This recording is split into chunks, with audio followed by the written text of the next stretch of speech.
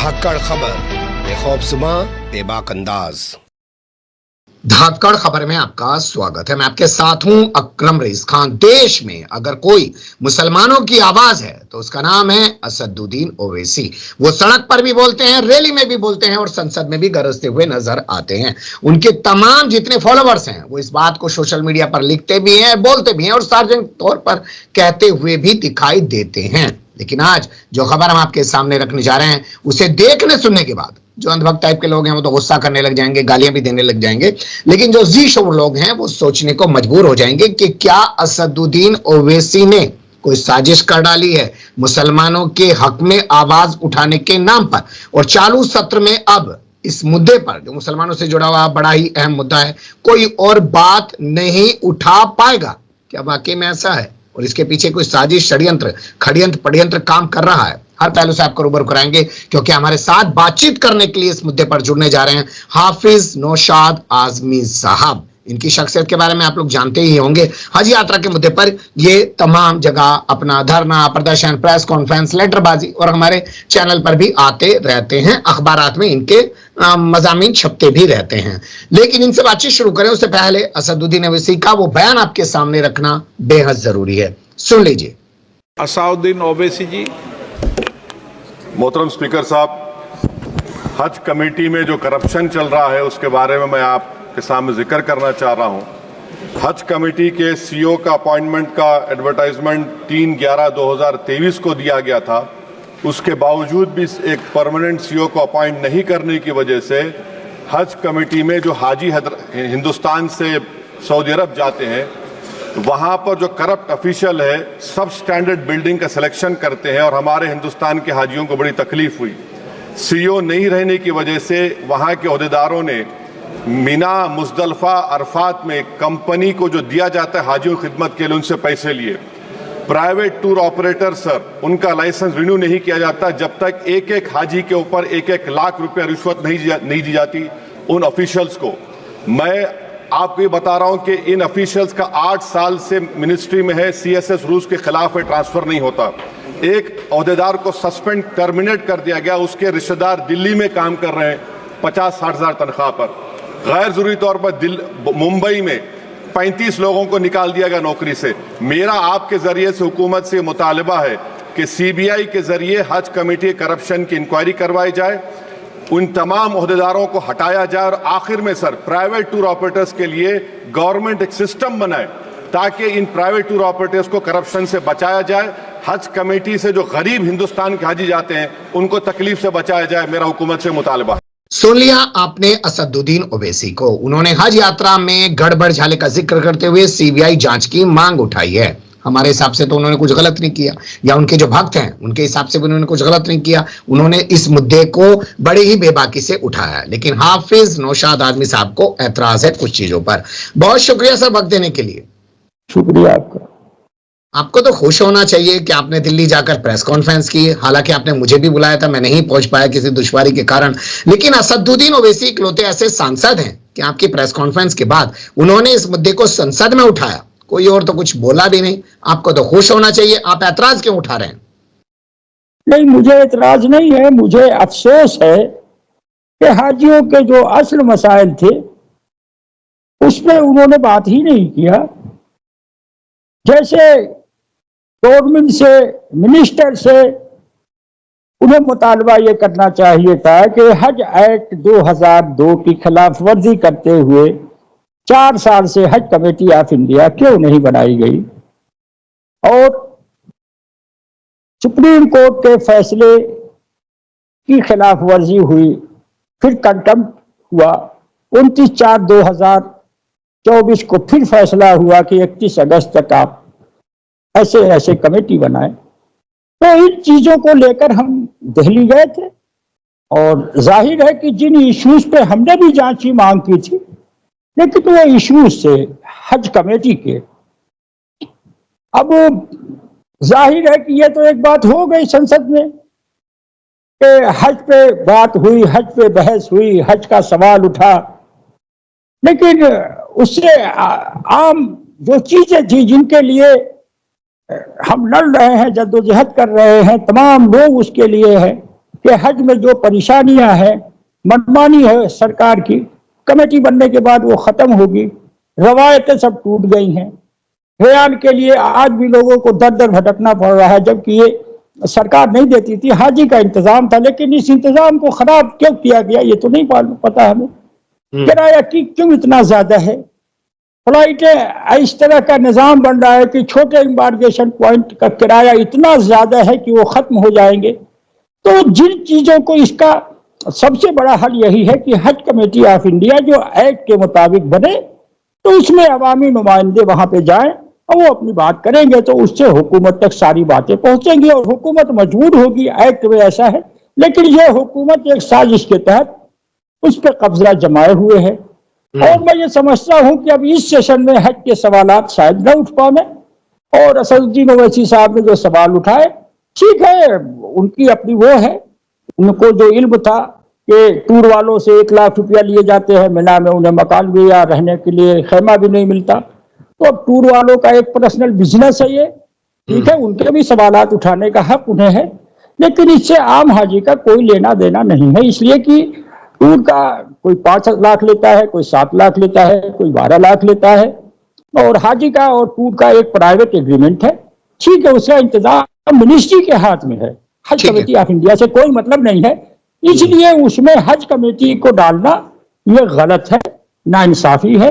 और मैं आपको एक बता दूं, मैंने इसीलिए जब से हज का काम शुरू किया, मैं किसी सियासी पार्टी में बहुत सरगर्म था, लेकिन हज पे काम करने के लिए मैंने सब छोड़ दिया और सिर्फ हज पे काम कर रहा हूं।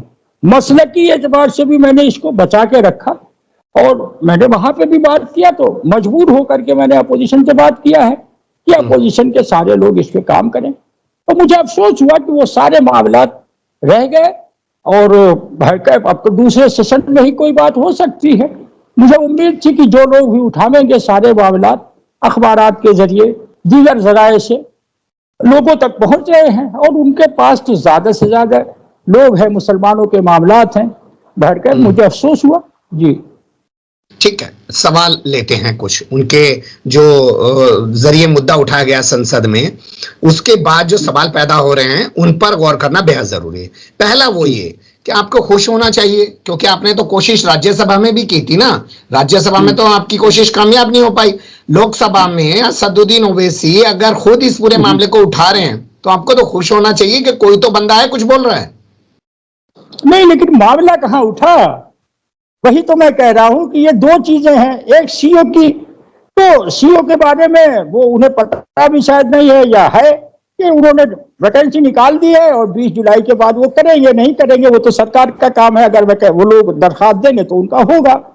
दूसरी बात ये है कि जो हज कमेटी का, जहां तक उन्होंने टूर के लोगों की बात की है कि टूर से के लोगों से 1 लाख रुपए लेने के बाद ही फी हाजी तो लाइसेंस रिन्यूअल किया जाता है, ये मिनिस्ट्री का काम है, हज कमेटी का काम नहीं है।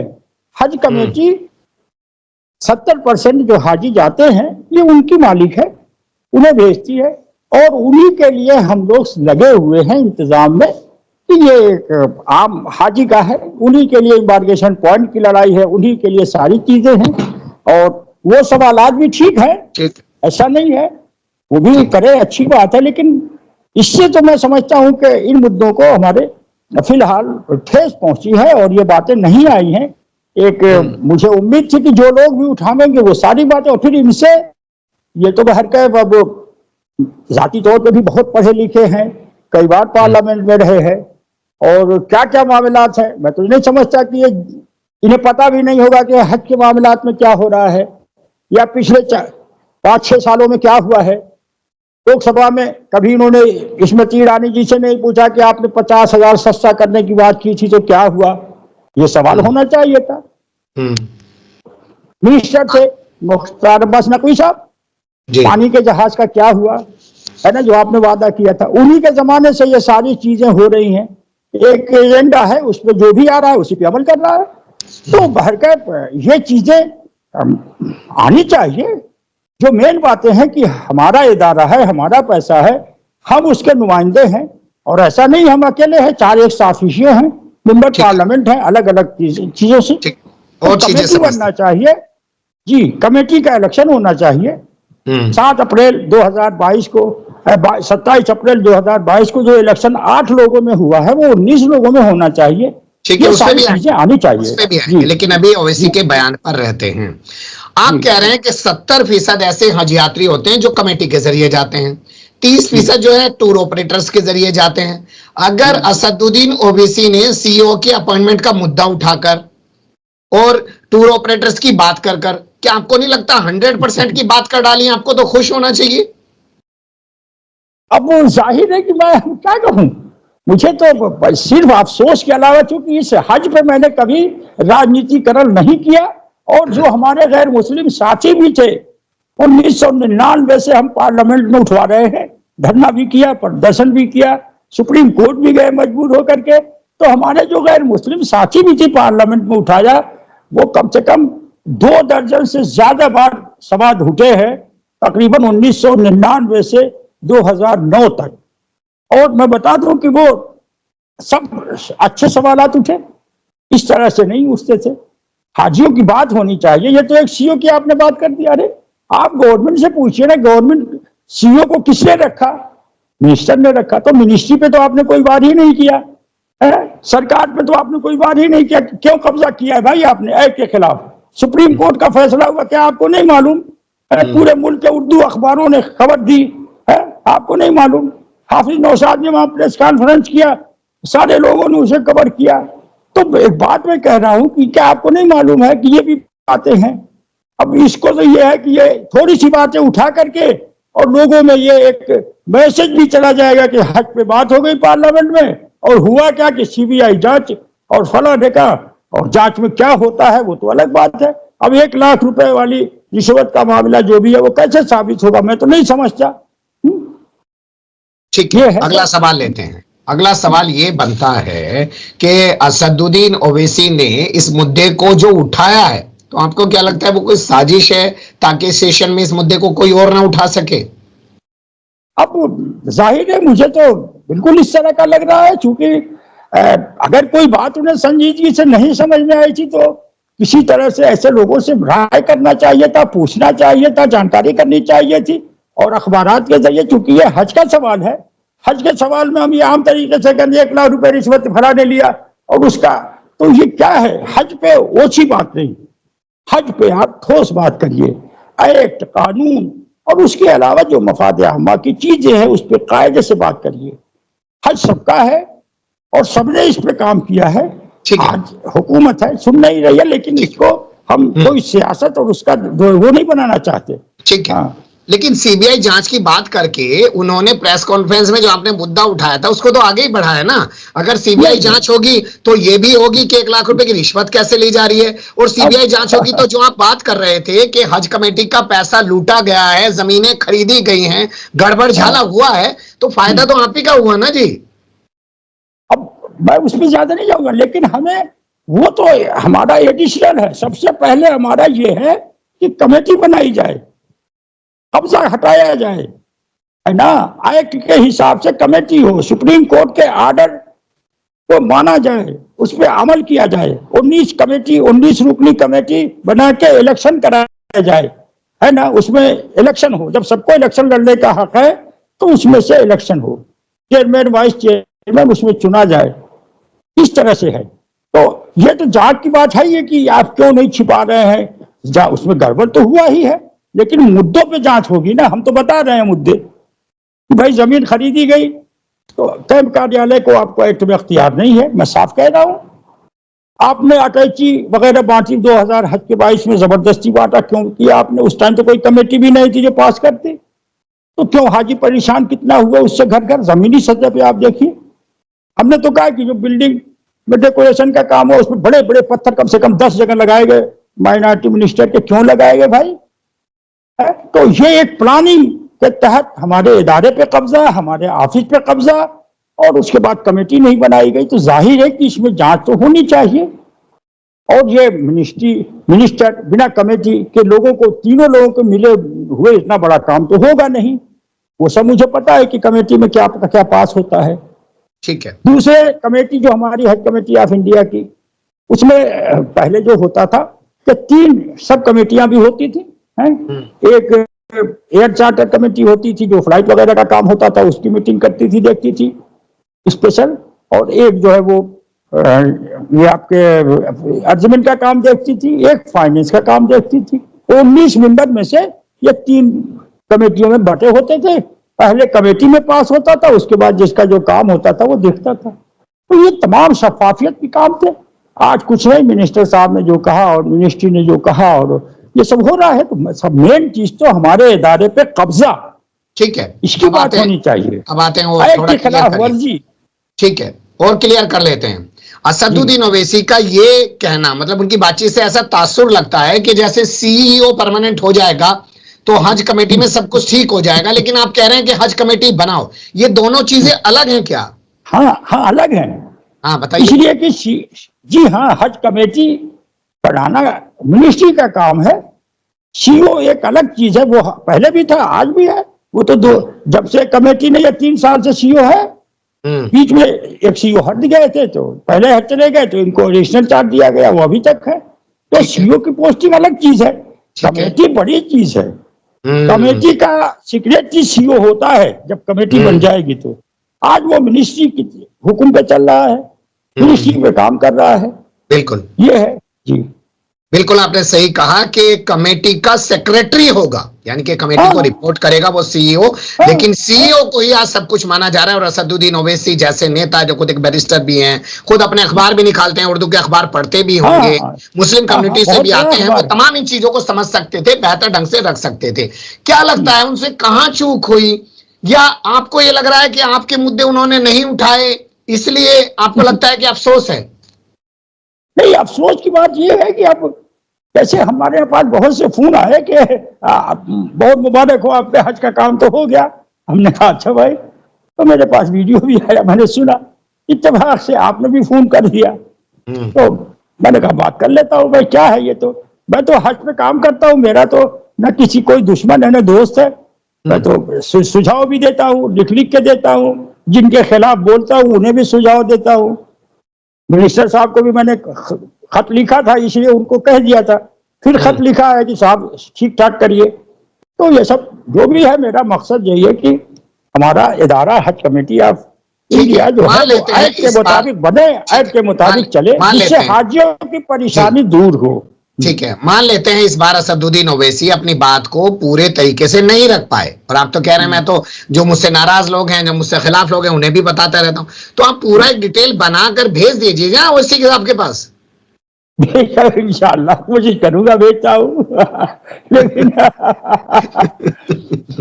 अब जिन लोगों के, मैं ज्यादा कुछ क्या कहूँ, सियासी बातें नहीं हो जाएंगी। मैं इस पे किसी तरह का वो नहीं चाहता, और जाहिर है अल्लाह ताला जिसे जो तौफीक दे वो काम करेगा।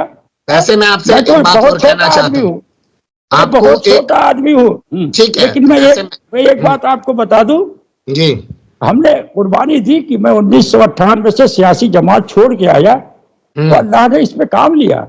लखनऊ से छोटा एयरपोर्ट इतना बड़ा था, जब 2001 में लखनऊ से हमने फ्लाइट शुरू कराई थी, है। और ऐसे हालात सब हुए थे, हुई, और आज लखनऊ का एयरपोर्ट इतना बड़ा है। उसके बाद जगह जगह शुरू हुई। वाराणसी का एयरपोर्ट इतना बड़ा था, वाराणसी शुरू हुई, अब तो बंद है। मोदी जी की कॉन्स्टिट्यूएंसी है, मोदी जी ने, क्या कहूं, बंद है। तो ठीक है, ये है। मैं और सवाल लेना चाह रहा हूं। जहां आप ये तमाम चीजें असदुद्दीन ओवैसी को भेजें, तो वहीं आपको उनकी हौसला अफजाई भी करनी चाहिए कि आपकी प्रेस कॉन्फ्रेंस के बाद बेहतर होता कांग्रेस इस मुद्दे को उठाती, सपा उठाती, या और पार्टी के लोग उठाते। उन्होंने तो उठाया नहीं। कम से कम ओवैसी ने जैसा भी है वो उठाया तो नहीं, जैसा नहीं, ना ना ना। देखिए, मैं इसका कायल नहीं हूं। मैंने उन लोगों को भेजा है, बात भी कर रहा हूं, टाइम भी मांगा है बहुत लोगों से, और वो सारे लोग अच्छे से उठाएंगे। अगर उठाएंगे तो हर चीज का वक्त होता है ना, मुझे पता है, मेरे पास 20 काम आते हैं, लेकिन जब वक्त होता है मुनासिब तरीके से, तो मैं कहता हूं। यानी आपको नाराजगी असल में ये है कि कांग्रेस वालों से पहले ओवैसी ने क्यों उठा दिया? नहीं, मुझे नाराजगी नहीं है, मुझे अफसोस ये है कि ओवैसी साहब जैसे लोग माशाअल्लाह से जो भी है, अब मैं क्या कहूं, उनके बारे से मेरे अच्छी मुलाकात थी, इनसे तो मुलाकात मुझे याद नहीं है। तो मतलब एक ये परंपरागत सियासी कई बार पार्लियामेंट में रहे। अब उन्हें हज के ताल्लुक से सबसे बड़ा मामला तो ये है सर पे कि हज कमेटी है ही नहीं है, कब्जा है, और इसको कैसे किया गया वो सब उन्हें मालूम है। लेकिन अब क्योंकि अखबार उनका है, अखबार पढ़ते हैं, जो मुस्लिम सियासत करता है उर्दू अखबार तो पढ़ता है, तो बात कर मुझे ये तो नहीं मैं कहूंगा कि उन्हें मालूम नहीं है, मैं कतई नहीं कहूंगा, मैं झूठ नहीं बोलूंगा, चापलूसी नहीं करूंगा, लेकिन जीदा दानिस्ता कुछ ऐसा हुआ है। मुझे अफसोस सिर्फ ये है कि ये मामला जैसे उठने चाहिए थे, जैसे आने चाहिए थे, कि भाई अच्छा ठीक है ना, कतई अगली बार ओवैसी साहब को छोड़ के जो दूसरी विपक्षी पार्टियां हैं जिन्होंने 2024 में मुसलमानों का वोट लिया उनसे उठवा दीजिए।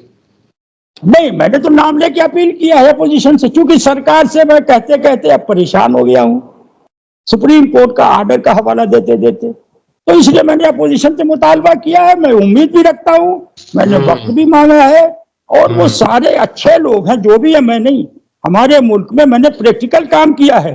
जी। जो भी सहूलतें, चाहे वो हज एक्ट बना हो, चाहे लखनऊ से परवाज हुई हो, चाहे दीगर हमारे मुतालबात माने गए हों हज पे, ये सारे गैर मुस्लिम मेंबर पार्लियामेंट ने ज्यादा मदद की है। लेकिन साहब ये सब तब हुआ जब नरेंद्र मोदी सत्ता में नहीं थे। नरेंद्र मोदी तो मिटाने पर तुले हुए हैं मुसलमानों के कल्चर को।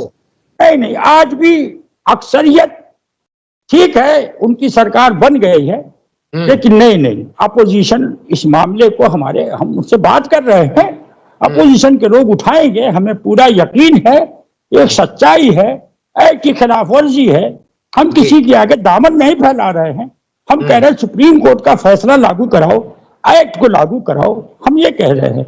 इंशाअल्लाह हमें अल्लाह से भी उम्मीद है, जराए से भी उम्मीद है, हमने इन लोगों से वक्त मांगा है, और बहुत अच्छे से हमें उम्मीद है कि सारे अपोजिशन के लोग इस पे गौर करेंगे और इस मामले पे उठाएंगे। मैंने वक्त मांगा है, मुलाकातें होंगी, मैंने कहीं खत भी भेजे हैं।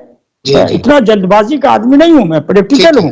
ठीक है, बहुत शुक्रिया, और आपके जज्बे को सलाम करना पड़ेगा कि आप जब मुद्दे पे लगते हैं ना, आपके अंदर की यही चीज मुझे खासी लगती है कि आप उसको छोड़ते नहीं हैं। अगर असदुद्दीन ओवैसी ने उस मुद्दे को उठाया और इस मुद्दे में कोई खामी छोड़ दी, कोई कमियां छोड़ दी, तो आपने उसका भी पीछा किया, और वो भी अब वो देश के सामने रख रहे हैं, और फिर से कह रहे हैं तमाम पार्टियों से कि इस मुद्दे को संसद में उठाएं। आपके इस जज्बे को सलाम है। आप आपकी तबीयत भी नासाज रहती है और आप लगे रहते हैं, ये बहुत अच्छी बात है। हम फिर आपके साथ जुड़ने की कोशिश करेंगे। अभी के लिए इतना ही, मेहरबानी। बहुत शुक्रिया, बहुत शुक्रिया।